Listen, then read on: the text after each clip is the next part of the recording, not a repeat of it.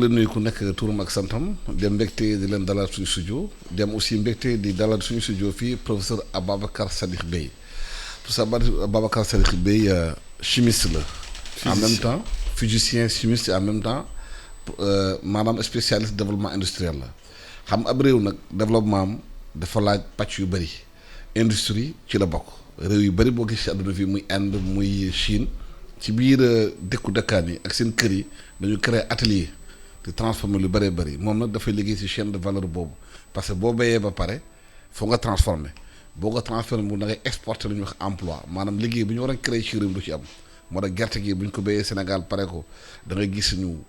exporter ko sans transformer loolu nag dafay indi li xamante ne yàqu-yàqu yu bëri ci réew mi surtout ci mbirum xëy ndaw yu war a créer professeur li waral la industrialisation ak transformation industrie unité industrielle am solo ci réew. salaamaaleykum Alassane Samba Diop maaleykum salaam. maa ngi lay jaajëfal ci sa invitation bi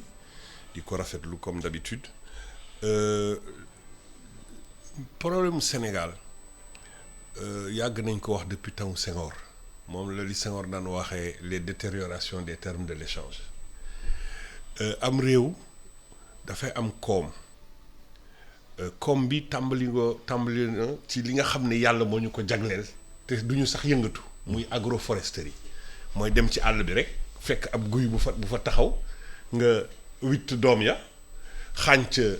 guy kii ya defar ci ay goj ay buum wala nga jël buy bi defar ci ay ngalax wala ay laax ay nëtëreeg yooyu ñaareel ba mooy li ñuy bay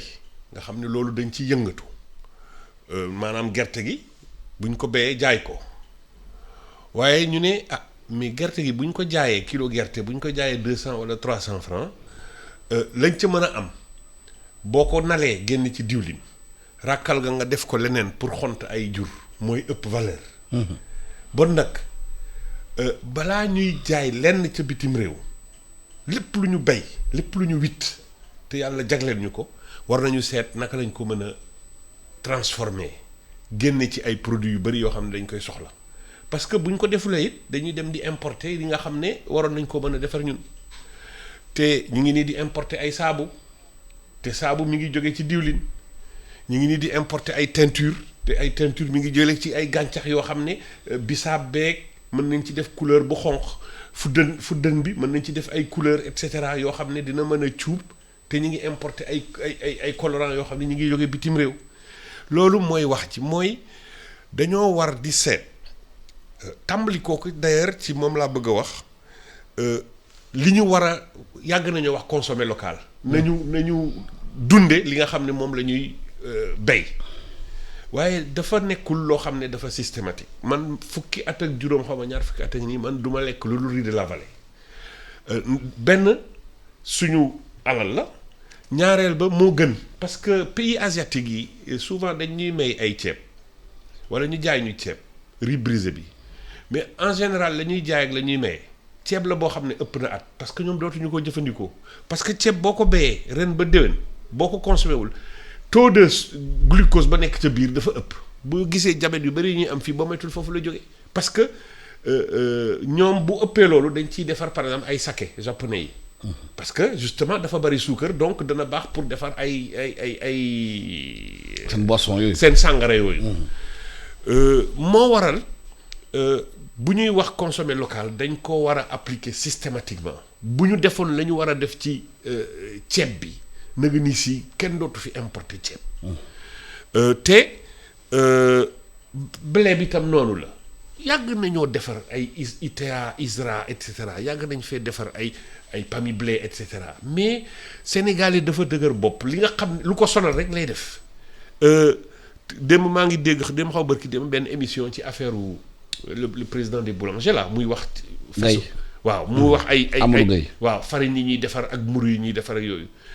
tout de suite man dama laajte parce que man bu ma gisee loolu man loolu laay consommer dootuma laalati blé bi jógee bitim réew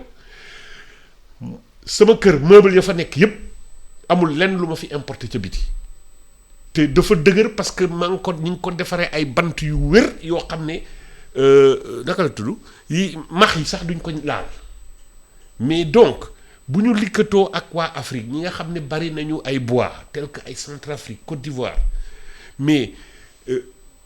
def ay mobilier urbain. mais loolu dafa laaj politique. mais dafa laaj stratégie. est-ce que loolu am na ci réew mi. lépp a ngi fi parce que boo demee ci tiroir yi. parce que politique boobu dañ tëral nañu ko ci réew mi. boo demee ci PSE bi yooyu yëpp a ngi ci. xam nga Sénégal li ñuy wax lépp wax nañ ko bind nañ ko man mii def naa première mission bi sama cabinet def ci wàllu woowu motoon 2005 développement pôle industriel de Ziguinchor dama def la nga xam ne kenn laajuma ko woon sax parce que dama def en annexe ay fiches de projet yoo xam ne petite taille entre 5 et 10 millions moyenne taille entre 50 et 100 millions ak les grands projets yu ëpp ay milliards. lu tax appliqué wuñ ko. mais ministre ya fa toog tangu Ablaye Wade la woon lu ma juróomi ministre jaar nañ fa kenn amu ci temps wu xool loolu développé ko doxal ko te ku ñëw boo ko fekkee foofu da nga naan mais lii la ñu war a def. lu tax duñ ko def. laaj naa leen ko parce que xam nga koom yi koy yokk da ngay jóge ci marché bi lan la nit ñi soxla. réew mi lan la soxla li mu soxla mooy yokk exportation bi te bu boobaa foog nga defar loo xam ne nit ñi soxla nañ ko bitim réew wàññi importation bi tey boo gisee exportation bi ñu ngi ci 2 milliards de francs CFA importation bi ñu ngi ci 4 junni. ça veut dire que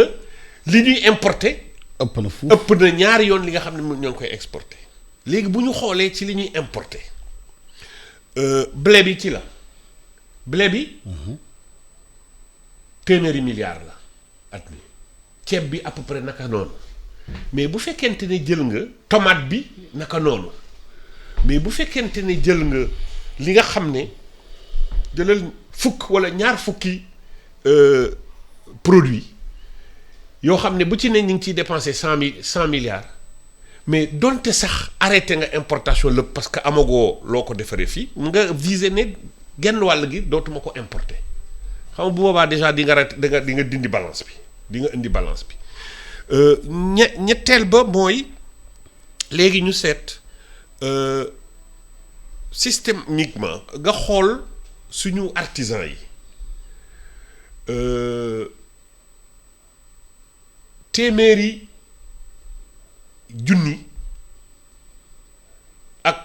téeméeri junni ak ñeent fukk mooy nombre ateliers artisanaux yi nga xam ne. am na fii ci Sénégal waaw maanaam yu ñu répertorié 2004. léegi xam naa ne war naa yokk.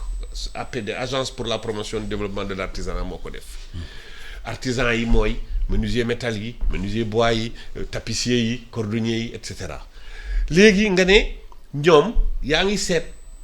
la nga xam ne soxla nañ ko pour yokk la nga xam ne qualité li ñuy defar nga seet yan équipement ngay xool pour buñ ko defee dinañu créer ay produits yu bees yoo xam ne dañ ko doon importer te kenn dootu ko importer.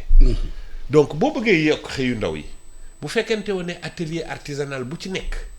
dugal nga fa benn métier bu bees parce que am na lu ñu fay defar loo xam ne kenn daanu ko fa defar menuisier métallique yi du ñu defar ay pommelle menuisier métallique yi du ñu defar ay poignée bunt mais boo indee science et technologie xam ne marché bi soxla na ko toujours yaa ngi jóge ci marché bi. parce que marché bi mooy commandé marché bi mooy li nit ñi soxla boo amoon produit lu mu baax. boo kenn soxla maanaam réew mi bu ñu mën a déglu bu baax pommelle poignée yëpp dañ koy importer. mais bien sûr. te mënuñ ko defar fii ci réew mais bien sûr. da nga koy importer.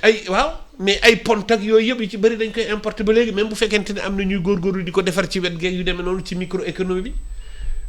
donc. mooy yooyu yëpp ci secteur boo dem nag noonu la ñu ngi woon ci métallurgie bi mën nga dugg ci mais meuble yi ñuy importer de Chine man bi ma nekkee chef de département de physique. ak Turquie. bi ma nekkee chef de département de physique dama xool def recenser meuble ya fa nekk muy meuble yu bakkane nii boo ko gisee waaye 2 weer 3 weer lay def commencer di yëngatu bu continuer mu tas xam la laa def dama ne lii duma ko sànni jëndaat leneen dama woo sama menuisier ne ko demal wutal ma bois massif yu Sénégal gis nga fépp foo xam ne panneau la foo xam ne aggloméré la woon. te ndox bi bu fa jaaree mu guus ma ne ko defaral ma fa ay sabot ak bois massif mais depuis lors ñaari at ñetti at yi nii bu njëkk chaque année dañ daan jënd ay meubles di ko renouveler mais léegi ñetti at ñeenti at juróomi at kenn changé tu ko parce que dama renforcer qualité ba nga xam ne meuble Chine noonu la ñu meloon mais suñu nee naa la bu ma la wanoon tey meuble yi nekk sama kër meuble yëpp président Macky Sall yore foofu ca palais ba dàqalewu ma te fii lañ ko defaree suñu artisans yi ñoo ko defar. mais la moo tax duñu organiser secteur boobu ba artisans yi mën a organiser wu defar li nga xamante ne réew mi comme ni nga ko waxee soxla nañ ko mbañ di jeegaani. parce que dañ jël ay mesures aussi importation yi wàññi ko pour renforcer pouvoir d'achat artisans yi. dañ cee boolewul scientifique yi xam nga wax naa la ne marché bi mooy commandé agence nationale développement statistique am na données yi nga xam ne lépp lu nga xam ne mooy gàncaxu Sénégal. lépp lu nga xam ne moom la ñuy produire ci Sénégal am nañ ko depuis ay lu ëpp ñeent fukki at donc loo gis ci Sénégal rek mën nañ laa wax at bu jot li ciy génn ak lu muy jar léegi loolu mooy li nga xam ne mooy ressources naturelles yi ñu am xam nañu tam ressources humaines nit ñi nga xam ne tàggat nañ leen ca la nga xam ne ñoom ñoo mën a transformer loolu valoriser ko mais dafay nekk maintenant ci diggante chaîne de valeur xam nga tey bu fekkente ne jël nga producteur bi ne damay béy bisaab xob yi laay jaay wala mu ne damay béy bisaab bu xonq fleurs yi laay jaay moom béy la xam boo ko bàyyee dana béy fii yëpp am les meilleurs rendements possibles bu ñoree rek mu witti jaay mais kan moo xam la mën a génn ca bisaab moom moomu xamu ko xamul lépp waaye scientifique bi nga xam ne ñi ngi ci laboratoire yi xam ne bisaab boo wittee fleur ba génn ci dem jaay ko nit ñi defar ci benn jus mais am na doom bu nekk ci biir boo xam ne boo ko pressé mu génneel la diwlin boobu ay kilo bi mi ngi jar ay 5 000 francs wala 10 000 francs litre bi boo paree ci loolu tige ba yaram wa mais boo ko jëlee da nga ciy génne cellulose moom la ñuy defaree këyit parce que gàncax goo gis ñetti yëf moo ci nekk lu ñuy wax cellulose hémicellulose ak lignine cellulose boobu boo ko séparé génne ko mën nga ci defar pâte à papier parce que occidentaux yi dañu ne ay dëkk yu mel ni Sénégal mënuñoo am industrie papier parce que amuñu forêt mais la ñu waxul mooy du forêt rek garab rek moom mooy joxe garab yu mag rek ñoom ñooy joxe pâte à papier gàncax goo gis am na cellulose. mën naa joxe papier. waaw mën naa joxe fibre. c'est-à-dire que comme wuteen nga jël ko def ko pulpe ba pare génne ko raw ko tey. boo demee ci ñuy defar banaan dañuy dagg régime bi rek taatu banaana boo gis bu meññee boo daggee après jeex na day dee yay dundaat ca taat wa ñaar ñett juróom ñoom ñooy génne banaana yu bees mais li ci des dañ koy taal mais boo génnee xob ba nga génne tige ba boo ko jaaralee ci machine bu simple mu dindil la fibre yi comme ay goj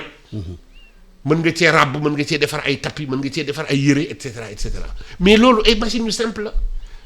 ensuite bisaab bi ma la wax boo jëlee bisaab bu xonq bi nga génne ko def ko jus boo ko baxalee ba wàññi ndox bi mu nekk concentré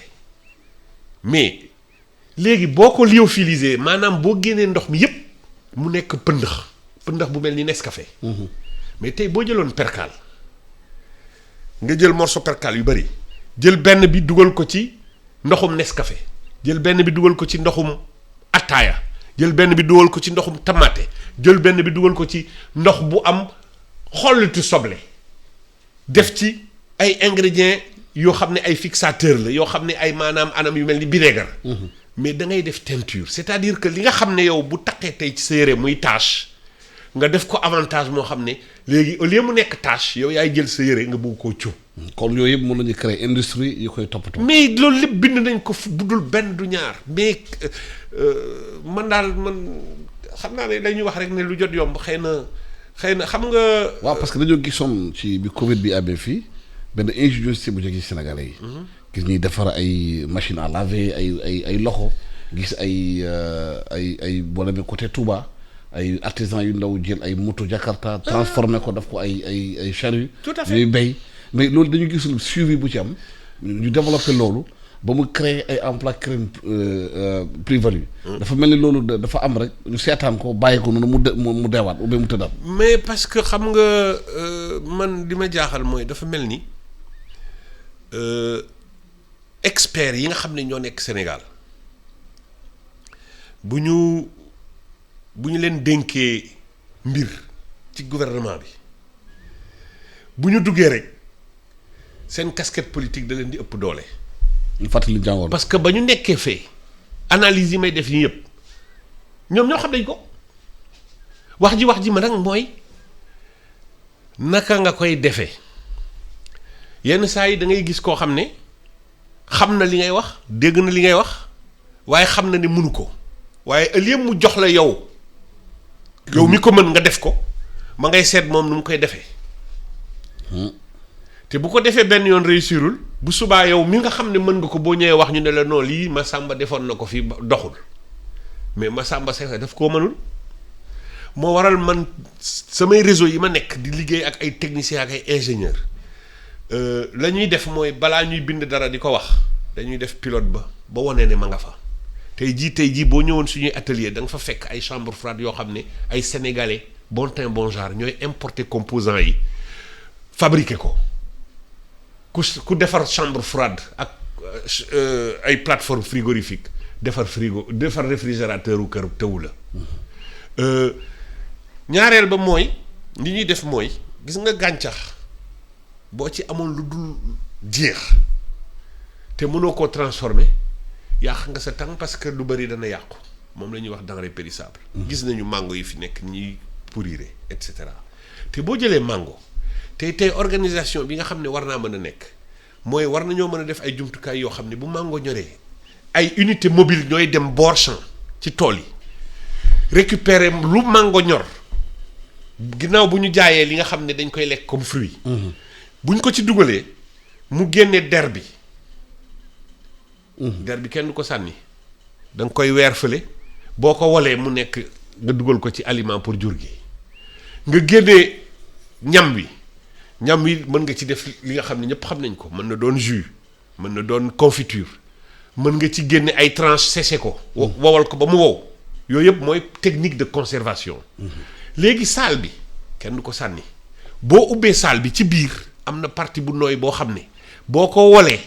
pressé ko da nga ca génne benn beurre boo xam ne amul cholestérol loolu la ñuy wax chaîne de valeur ak transformation systémique amul dara lu ñuy sànni. beurre de mangue am na. beurre de mangue beurre de noix de mangue boo xam ne zéro cholestérol loolu lépp génne nañ ko wane nañu sama xarit professeur Galédou moo ko fi jëkk a def chimiste bu nekk université Cheikh Anta Diop de Dakar. Et donc loolu mooy yàlla defarul lu amul njariñ donc wax naa marché bi. wax naa produit gàncax gi nga xam ne moom la ñu am li ñu yàlla jagleel ak li nga xam ne ñun ñoo ci yëngatu mu jox ñu ko wax naa technique yi nga xam ne moom la ñuy identifier pour valoriser produit yi wax naa compétence yi nga xam ne nit ñi war nañ koo am pour mën a def loolu mais xam nga lii nag mooy beneen problème bi nga xam ne moom moo gën a sérieux président Macky Sall à un moment donné wax na ne dafay rationaliser et mettre en cohérence parce que dafa bari trop agence wax na dëgg. mais est-ce que ñoom xam nañu loolu li ngay wax ñu xam nañu loolu yëpp xam nañ ko ñoom ñu yore ñu nekk nguur gi xam nañu loolu. mais xam nga def na plan national d'aménagement du développement du territoire volet ba nga xam ne moom moo cay valorisation des ressources développement des chaînes de valeur sama cabinet moo ko defar. donc mi ngi ci dossiers yi ñu yore. Développement de la zone cuir et peau bu Touba naka la ñuy valoriser der yi nga xam ne ñoom pourquoi ñu choisiroon Touba parce que Touba lañ fay rey ci mala ci bésu màggal yu ndaw yeeg cant yeeg yooyu yëpp dafa bari te am na yu bëri sax yuy jóge feneen yoo xam ne day transiter foofu waaye dañuy jël dari rek dugal ci saumure maanaam ndox bu am xorom ak yooyu rek après exporter ko alors que war nañ koo mën a defar boori abattoir yoo gis déchet wu abattoir yi la ngay génnee ci mbàq yi. boo ko defee def biodigesteur mag sama ñoom xarit ñu mel ni Amadou Lamine Ndiaye moom moo jëkk a def biodigesteur bu abattoiru Sogas fii muy génne 50% électricité te mënoon na jël en charge d'ailleurs la totalité de l'électricité des abattoirs de la Sogas donc ça veut dire que développement systémique mooy foo defee abattoir moderne supposons que mu am une politique boo xam ne dans chaque capitale régionale on met dañuy fay def benn abattoir bu mag boo xam ne day am unité de production d'électricité buy combiner mix énergie c'est-à-dire que day am panneau photovoltaïque ànd ak biodigesteur ci bés bi bu naaj amee muy dawal courant bi ci jant bi bu guddi gi jotee naaj amatul muy jël gaz bi jógee ci biodigesteur bi nga xam ne mi ngay jëlee frais ensuite day am biofertilisant nga xam ne mooy engrais boo xam ne soxlawul ñuy defar ay engrais chimique ensuite day am ndox mu tàng bu fay génn boo xam ne moom moo la ñuy utiliser pour hygiène nettoyage yeeg yooyu yëpp wax nañ ko ba tàyyi donc boo jëlee gàncax googu nga defar ko am nga nit ñi nga xam ne tàggat nga leen mais agence yi ak lu ñu bari bu amoon une mise en cohérence parce que président Macky Sall wax na benn bés mu ne non seulement agence yi dañu bari mais en plus de ça coordination wu liggéey bi. mais xam nga problème bi du wax rek c'est-à-dire nga wax ba pare te jëfewoo li nga waxee amul njëriñ. coordination c'est-à-dire problème am ci réew mi mooy impression bi dañuy am mooy président day wax bu yaakaar bu waxee rek def nañ ko. voilà léegi amul suivi. léegi amul application mais mooy mise amul dara. loolu mooy nag mise en œuvre bi mooy problème parce que ñañ ko dénk pour que ñu mettre ko en œuvre bu ñu la dénkee pour nga mettre en œuvre li ñu wax ñëpp d'accord nañ ne lii la ñu war a def. mais bu fekkente ne defuñu ko ça veut dire que ñu ko dénk pour ñu def ko ñoom ñoo deful li war. mais boo ko dénkee defuñ nga dindi. nga dindi ñu waaw mais ko def ñeneen. waaw mais kooku nag moom moo amee. loolu mooy wax discrétion boobu. parce que léegi bu la joxee liggéey mënoo ko def jox kenn mu def ko. léegi xam nga cohérence su xëy na mi ngi ñuy dégg bu ñu déggee na jël mesures yi nga xam ne moom moo war a def pour que mise en œuvre. li ñuy wax fi kay ñëpp réew mi yëpp xam nañ ko. ñëpp léegi xam nga mise en cohérence boobu mooy tey boo jëlee agence bu mel ni 3FPT nga xam ne dénkoon nañ ko soxna su xarañ soxna Abi Sey ba mu ñëwee la mu njëkk a def mooy dafa def auditu li nga xam ne jot nañ koo liggéey ndax mën nañu seet yan résultat par-delà les résultats formé nañu fii ay coiffeuses formé nañu fii ay yan impact la am notamment ci joxe ay ressources compétentes pour PSE bi pour def le développement mais ñu defal ko rapport ba jox ko génne ay pistes mais pour que mu dem léegi liggéey bi du moom rek parce que moom buy former ay nit mais foog waa formation professionnelle foog waa industrie foog waa DER ñoo ñëpp toog bu am coordination boo xam ne danañu ne industrie bi kat lii la soxla mu ne leen bon nag man mën naa former ñii nañ ma jox ñii ma former leen. financer ko ñu ne bu ñu leen financer ba pare DER ne bu boobaa man dinaa def lii pour incuber leen mais coordination boobu nag moo amul te. ku nekk toog suñu xoom. ku ci nekk yaa ngi bëgg a toog sa rukk di def li ngay def. loolu du sotti. est-ce que loolu du yàq bu bëri. du ay milliards la ñuy jël rek. absolument chaque année di perte xaalis te defuñ dara duy avancé. absolument des fois sax di nga gis par exemple ñu def tey benn formation pour ay couturières stylistes te ñëpp xam nañu. suñu couturier tailleur yi ni ñu aaye. mais def naa benn étude bu ndaw gis nga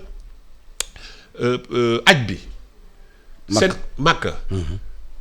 li ñuy jënd. Sénégal ci ay affaire waxuma la yëre naa jël rek fulaar musóor asli benn bu ne di jar 50 000 100 000 pakistanais yeeg. malaisiens yeeg ñoo koy defar foofu mais dàquñu ko sénégalais yi at bu jot dina am 10 12 000 pèlerins sénégalais boo jëlee 10 12 000 pèlerins sénégalais bu ku ci nekk jëndee benn wala ñaari musóor. xaalis bu takku la calculé naa ko ay milliards. waxuma la loolu mais yeneen pays régions yeeg yooyu ñoom ñëpp ñu ngi ci entre 10 et 20 000 pèlerins ay Nigéria ñu ngi ci ay 200 000 mais bu fekkente woon ne nee nañu produit bu bees la ñuy génne. dénk ko tailleur yeeg couturier yi ñu def la li ñuy wax couture digitale parce que loolu métier bu fi am la, mais dafa war a nekk métier bu bees buy dem ca kaw a kaw a kaw. Kii di daamina rek warul yem rek ci daamina ay mbubb grand mbubb ak ñoom seen ak yooyu. mais dafa war a xool li marché bi soxla. marché bi am na demande pour fulaar asli. mais bu boobaa mais nañu ne foog ñu indi jumtukaay yoo xam ne tey Sénégal dina mën a produire pas seulement pour marché sénégalais waaye pour. marché sous-régional. marché sous-régional ak marché Makka d'autant plus que léegi gars ñi dañ ko yombalal sax gis nga ñu bëri dootuñu jënd marchandise Makka dafa am ay gros commerçants yu dem jëndi marchandise di ko indi fii ñiy aji dootuñu yore ay bagages yu bëri. dañuy aji ba ñëw bu ñu ñëwee rek fekk yónnee nañu sax ba ñu jëndal leen ay bagages yi nga xam ne ñooy joxe sëriñ. waaw parce que li nga waroon fay bagage boo ñëwee fii mu ko jënd mu wàññi la xaalis. donc bu ñu defee unité de production yooyu fii. fii la ñuy produire lenn li dañ koy importer ci yeneen pays lenn yi ñuy def ko fii kenn dootul jënd ay yooyu ci biir Makka ñaareel ba mooy boo gisee affaire couture mais yu sew sewaan yi ciy dem xam nga ay feston ay fil ay billets ay boutons mais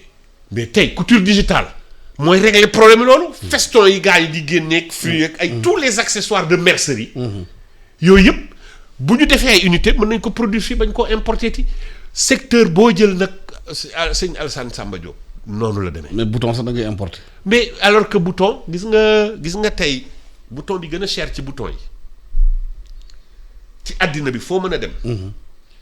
mooy bouton wu nacre. nacre gis nga boo jëlee coquillage ay yéet ak ay. yu demee noonu. yàlla dafa def ni ñoom. dañuy déposer nacre ci seen yaram. c'est waaw. léegi boo jëloon tey coquillage yooyu nga toj yëpp sur le plan mécanique mën nga fabriquer ay boutons parce que lan traitement mécanique la da nga koy toj mu nekk ay morceaux nga trier taille yi arrondir ko après nga percer am nga say boutons tey boo demee ci yenn gàncax yi tey boo jëlee dànq du xam nga dànq. am na benn noyau boo xam ne forme yu rafet lay am. boo ko jëlee weer ko ba mu wow boo ko bëttee ñaari pax ay bouton la yoo xam ne xam nga am na ay manteau européens yoo xam ne ay genre bouton yooyu wala des fois mu nekk sax bant. mais yi gën a naturel ak écologique sax mooy yenn xooxu gàncax yeeg yooyu mais yooyu yëpp dañ ko war di toppatoo gis nga tey boo jëlee courge naajo. boo ko daggee dañuy jël pépins yi doom yi. sànni ko mais doom yi boo ko weeree nga. boo ko weeree nga def ko traité ko salé ko mais lépp li nga xam ne moom la ñuy wax les salés yi nga xam ne moom la tubaab yi bëgg pour ay affaire apéritif mais yooyu yëpp. moo tax mooy li ma wax ne amul dara lu amul njëriñ. waaye mais am fulla ak fayda pour defar ko. absolument heure bu ñu joxoon jeex na maa ngi lay gërëm di la sant professeur Ababacar Sadikh Bèye ngay prof physique chimie nekk aussi maanaam spécial transformation industrielle li ñu waxtaan ak yow mooy gàncax yi am ci réew mi bu ñu koy ci farloo defar chaîne de valeur bi maanaam liggéey ko nu mu waree lëkkale scientifique yi ak ñi xamante ne ñooy liggéey. mun nañu am lu baax ci réew mi bu ñu bëggee instaurer ay unité industrielle transformer réew mi xëyu ndaw mi ngi ko waxee fa lay mën a jaaree pour xale yi am liggéey su boobaa bu loolu rek lu ñu am ci produit dañ koy exporter te ku exporter sa produit exporter sa emploi ñu ngi leen di gërëm di leen sant jërëm bëccëgu jàmm ak salaam.